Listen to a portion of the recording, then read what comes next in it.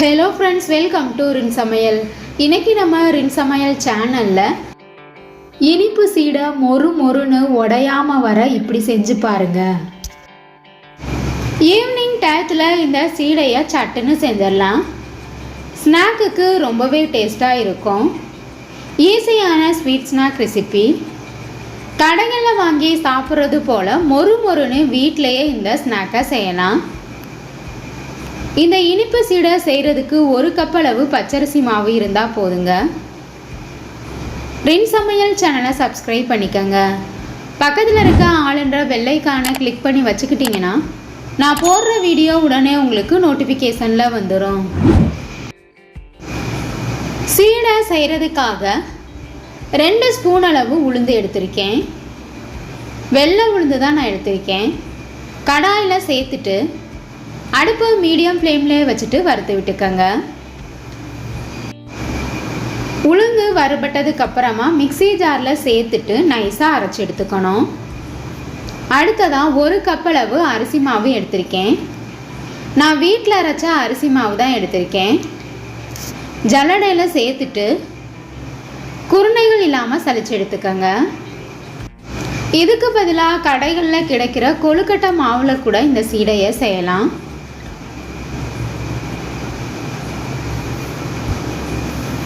குருணைகள் இல்லாமல் நைஸாக ஜலிச்சு எடுத்தாச்சு. சலிச்சு வச்சுருக்க மாவை கடாயில் சேர்த்துட்டு மாவில் இருக்க ஈரப்பதம் போகிற வரைக்கும் வறுத்து விட்டுக்கணும். அடுப்பை மீடியம் ஃப்ளேம்லேயே வச்சு வறுத்துக்கோங்க. மாவோட கலர் மாறிடாமல் வறுத்துக்கணும். 1 கப் அளவு மாவில் 20-30 சீடை எனக்கு வந்துச்சு. சின்ன சின்ன சீடையாக தான் நான் செஞ்சேன். மாவு வறுபட்டதுக்கு அப்புறமா பவுலுக்கு மாற்றி வச்சிடலாம். மாவு நல்லா வறுபட்டுருச்சு. இது கூட நாம் அரைச்சி வச்சுருக்க உளுந்த மாவில் இருந்து 1 ஸ்பூன் அளவு சேர்த்துக்கங்க. உளுந்த மாவையும் குருணைகள் இல்லாமல் சலிச்சிட்டு சேர்த்துக்கணும். 2 ஸ்பூன் அளவு துருவின தேங்காய் சேர்த்துக்கணும். நெய்யை உருக்கிட்டு 1 ஸ்பூன் அளவு சேர்த்துக்கங்க. இனிப்பு சீடைக்கு நெய் சேர்த்தும் செய்யலாம், அப்படி இல்லைன்னா வெண்ணெய் சேர்த்தும் செய்யலாம். நான் இன்னைக்கு நெய் சேர்த்து தான் செய்கிறேன். இது கூட வெள்ளை எள் 1 ஸ்பூன் அளவு சேர்த்துக்கணும். வெள்ளை எள்ளுக்கு பதிலாக கருப்பு எள் கூட சேர்த்துக்கலாம். நாம் சேர்த்துருக்க எல்லா பொருட்களையும் நல்லா மிக்ஸ் பண்ணிக்கணும். நெய் சேர்த்துருக்கனால சின்ன சின்ன உருண்டைகள் இருக்க மாதிரி இருக்கும். அதை எல்லாத்தையுமே நல்லா உடச்சி விட்டுட்டு பிசைஞ்சுக்கோங்க. இது கூட வெல்லத்தை கரைச்சிட்டு சேர்த்துக்கணும். மாவை நல்லா பிசைஞ்சாச்சு. எந்த கப்பில் அரிசி மாவு அளந்து எடுத்தோமோ அதே கப்பில் 3/4 கப் அளவு வெல்லம் எடுத்திருக்கேன். கடாயில் சேர்த்துட்டு இது கூட 1/2 கப் அளவு தண்ணி சேர்த்துக்கணும். கொஞ்சமாக உப்பு சேர்த்துக்கலாம். உப்பு சேர்க்கும்போது நாம் செய்கிற இனிப்பு சீடை இன்னும் நல்லா டேஸ்ட்டாக இருக்கும். வாசனைக்காக 2 ஏலக்காயை தட்டிட்டு சேர்த்துக்கங்க. பாகுபதம் பார்க்க தேவையில்லை. வெல்லத்தில் கல்மண் தூசி இருக்கும், அதை வடிக்கிறதுக்காக இந்த மாதிரி சூடுபடுத்திக்கலாம். வெல்லம் இந்த மாதிரி நுர வர வரைக்கும் கொதிக்க வச்சுக்கணும்.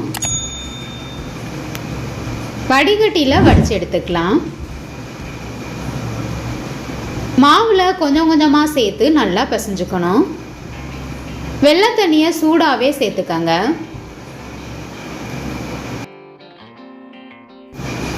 1 கப் அளவு அரிசி மாவுக்கு கரைச்சி வச்சுருந்த வெள்ளை தண்ணி கரெக்டாக இருந்தது. எல்லா வெள்ளை தண்ணியுமே சேர்த்துட்டு நல்லா கலந்துக்கணும்.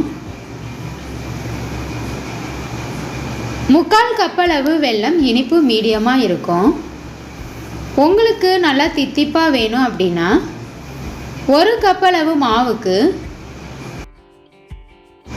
1 கப் அளவு வெல்லம் சேர்த்தா சீடை இனிப்பு அதிகமாக இருக்கும். நல்லா கலந்ததுக்கு அப்புறமா மாவு கை பொறுக்கிற அளவு சூடு வந்ததுக்கப்புறம் நல்லா பிசைஞ்சிடணும். உருண்டைகள் இல்லாமல் நல்லா பிசைஞ்சு விட்டுருங்க. வெள்ளை தண்ணி பத்தாத மாதிரி தான் இருக்கும். பிசைய பிசைய கரெக்டாக வந்துடும். இந்தளவுக்கு மாவு நல்லா சாஃப்டாக இருக்கணும்.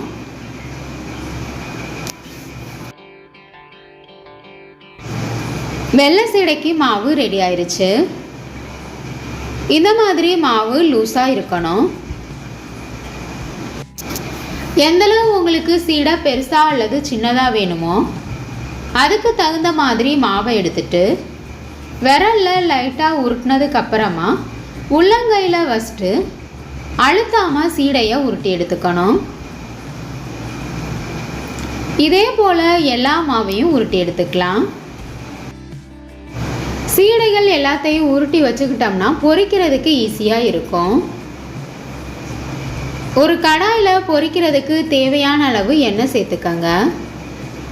எண்ணெய் சூடானதுக்கு அப்புறமா நாம் உருட்டி வச்சுருக்க சீடைகளை ஒன்றொன்னா எடுத்து எண்ணெயில் போட்டணும். கொஞ்சம் கொஞ்சமாக போட்டு பொரிச்சு எடுத்துக்கலாம். அடுப்பை மீடியம் ஃப்ளேமில் வச்சுக்கணும். ஹை ஃப்ளேமில் வச்சோம்னா சீக்கிரமாகவே கலர் மாறிடும். உள்ளுக்குள்ளே மாவு வேகாமல் இருக்கும். மீடியம் ஃப்ளேமில் வச்சு பொரிச்சோம்னா உள்ளுக்குள்ளே நல்லா வெந்து சீடை வெளியில் நல்லா மொறுமொறுப்பாக இருக்கும். அப்பப்போ இந்த மாதிரி நல்லா கலந்து விட்டுறணும். வெல்லமும் அரிசி மாவும் சரியான அளவில் சேர்த்தோம்னா இனிப்பு சீடை உடையாமல் மொறுமொறுப்பாக வரும். இப்போ பாருங்கள், உடையாமல் இனிப்பு சீடை மொறுமொறுன்னு ரெடி ஆயிடுச்சு. சீடைகளை எண்ணெயிலிருந்து வெளியில் எடுத்த உடனே சாஃப்டாக இருக்கும். நல்லா ஆறுனதுக்கு அப்புறமா சாப்பிடும்போது மொறுமொறுப்பாக இருக்கும். இதே போல் மீத இருக்க எல்லா சீடைகளையும் பொரிச்சு எடுத்துக்கலாம்.